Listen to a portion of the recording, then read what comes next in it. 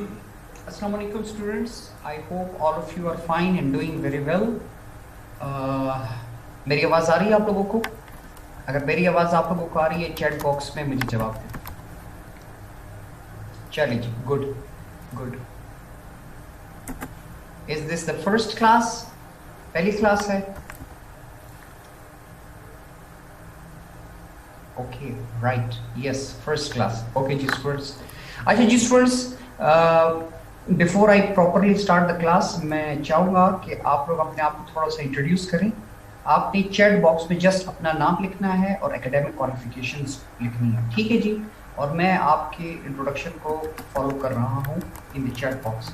तो start introducing yourselves और chat box में लिखें अपना नाम और अपनी एकेडमिक क्वालिफिकेशंस, एक साथ लिखिएगा।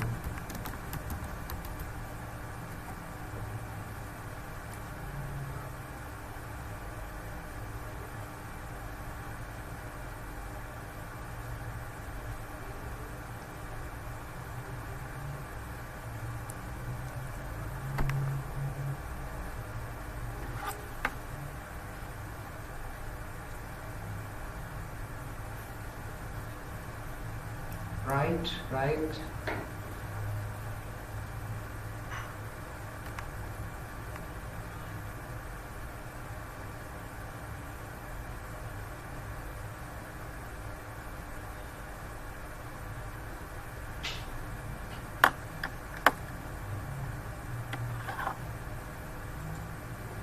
Okay, I am following your introduction in the chat box.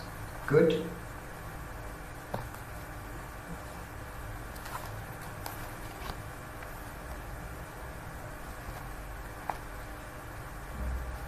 Okay जी students, very good.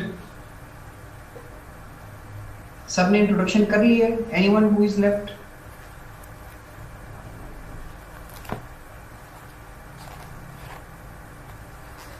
It means done. ठीक है जी स्टूडेंट्स, वेरी गुड।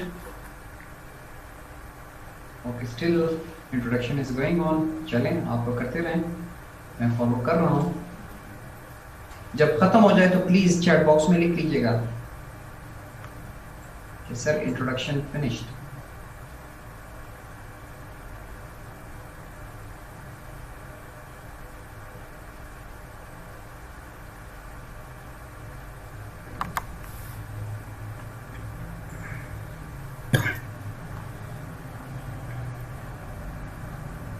ठीक है जी students, thank you, thanks for introducing yourselves. अच्छा, मैं भी अपने आप को थोड़ा सा इंट्रोड्यूस कर देता हूँ। My name is Najibullah and I did CSS in 2010. I was allocated to office management group.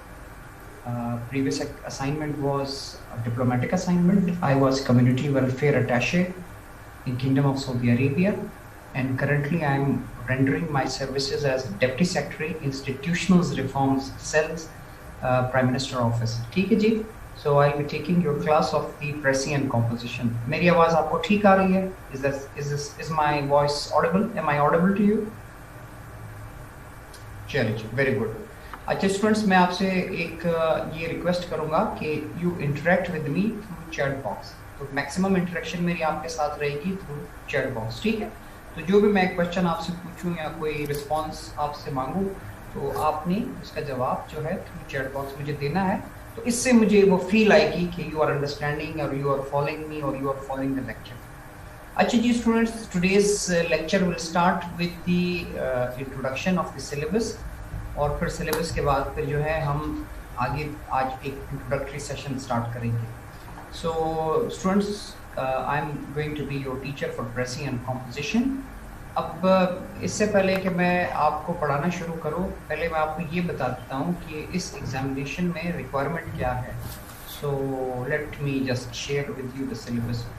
अगर आप सिलेबस देखें स्टूडेंट्स, ये आपके सामने मैंने फ्लैश कर दिया है। Can you see it? Can you see the screen students? Screen नजर आ रही है आप लोगों को? राइट। अच्छा जी स्टूडेंट्स, अगर आप पहले 3 लाइंस देखें तो उसमें एक किस्म का क्रक्स है ऑफ द इंटायर पेपर कि what is expected from you. ये है पहला, this examination, the examination in this subject will be based upon paper carrying 100 marks, यानी कि ये एक 100 मार्क्स का क्वेश्चन पेपर होगा, which is going to test your abilities. कौन सी abilities? To test the candidate's abilities to handle pressy writing, reading comprehension, sentence structuring, translation, grammar and vocabulary. ये तो इन्होंने in general बात की कि ये overall आपकी ये abilities या skills जो हैं वो test होंगी. अगर हम थोड़ा सा उसको divide कर दें तो you have first part that is the pressy writing. Pressy writing is a question of 20 marks और ये एक important question है, और उसकी further bifurcation ये है कि 15 marks will go for making the pressy और 5 marks will go for suggesting the title. Detail में मैं आपको इंशाल्लाह बाद में बताऊंगा कि उसमें क्या क्या डायनेमिक्स हैं. Next part of the syllabus is reading comprehension. Reading comprehension का क्वेश्चन भी 20 मार्क्स का है, एक ही क्वेश्चन आता है आपके पास 20 मार्क्स का. इसमें ये है कि you will be given a passage का level both for precis and reading comprehension. The level of the passage would not be extremely difficult और वो एक्सट्रीमली इजी या सिंपल भी नहीं होगा. That would be intermediate to upper intermediate. Intermediate से मेरी मुराद है वो वाली इंटरमीडिएट नहीं जिसमें एफएससी लेवल की बात करते हैं. इंटरमीडिएट से मुराद है medium to upper medium level की मैं बात कर रहा हूँ. ठीक है जी. तो it would not be very much advanced या कॉम्प्लिकेटेड. ये दरमियाने या दरमियाने से ऊपर लेवल का पैसेज होगा और which will be followed by 5 questions, so each carrying 4 marks. अच्छा जी. Next, the next segment of the syllabus is grammar and vocabulary.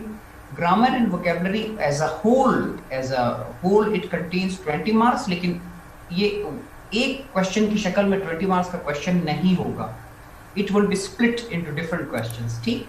तो उसमें जनरली आपसे क्या एक्सपेक्टेशन है? Correct usage of tense, correct usage of articles, prepositions, conjunctions, punctuation marks, phrasal verbs, synonyms and antonyms. तो ये 3 question आपके 60 marks के आगे आपके. Then you have a question for 10 marks. वो होंगे सेंटेंस करेक्शन के. आपको सेंटेंसेस दिए जाएंगे और आपसे कहा जाएगा जहां ज़रूरत है उस सेंटेंस को आप ठीक करें. तो सेंटेंस करेक्शन का जो क्वेश्चन है वो बेसिकली आपकी ग्रामर और पंक्चुएशन चेक करेगा कि ग्रामेटिकली कोई एरर है या पंक्चुएशन में कोई एरर है, तो आपने वो पॉइंट आउट करके उसको ठीक करना है. Students, are you following me? आपको मेरी आवाज़ ठीक आ रही है और आप ये सिलेबस को फॉलो कर रहे हैं? वेरी गुड, बहुत अच्छे, दैट्स गुड. अच्छा जी. फिर then you have a group question of grouping of words के नाम से, which says कि आपको जो लेवल ऑफ वोकैबुलरीज हैं they would neither be very easy nor utterly unfamiliar. तो एक चीज़ फिर इसमें समझ लीजिएगा कि जो लेवल ऑफ वोकैबुलरीज आपकी टेस्ट की जाएंगी which are grouped, which are in the shape of random list of 20 words, वो आपने in the shape of pairs arrange करने हैं हैविंग सिमिलर मीनिंग और ऑपोजिट मीनिंग. ये होगी एनोलॉजीज के बेसिस, जस्ट लाइक एनोलॉजीज का क्वेश्चन आता है तो मोर और less something like that.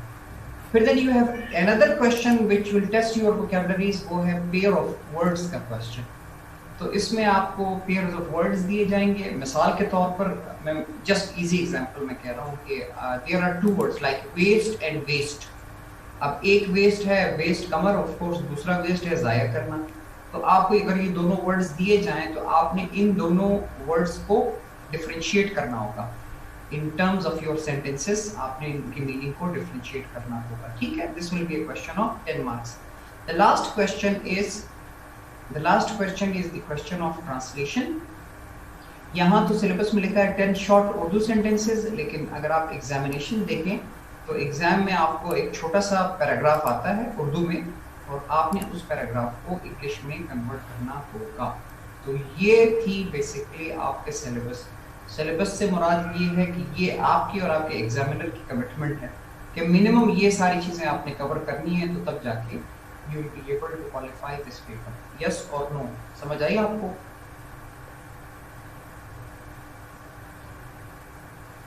Okay जी, राइट, ग्रेट. चलिए जी, आगे चलो. Should I move ahead? आगे चलो.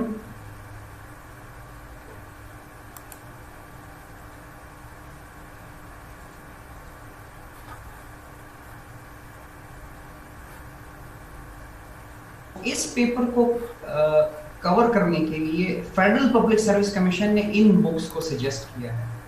यानी कि this is the suggested reading by the federal public service commission. उन्होंने ये 6 बुक्स सजेस्ट की हैं। आपका सवाल इस स्टेज पे ये हो सकता है कि सर क्या ये सारे जो बुक्स है इसको पढ़ना लाजमी है इस पेपर को कवर करने के लिए, क्या हम कोई स्किप कर सकते हैं या किस तरह से हम इसको कवर करें? तो उसका आंसर ये हो सकता है कि इट इज़ नॉट नेसेसरी कि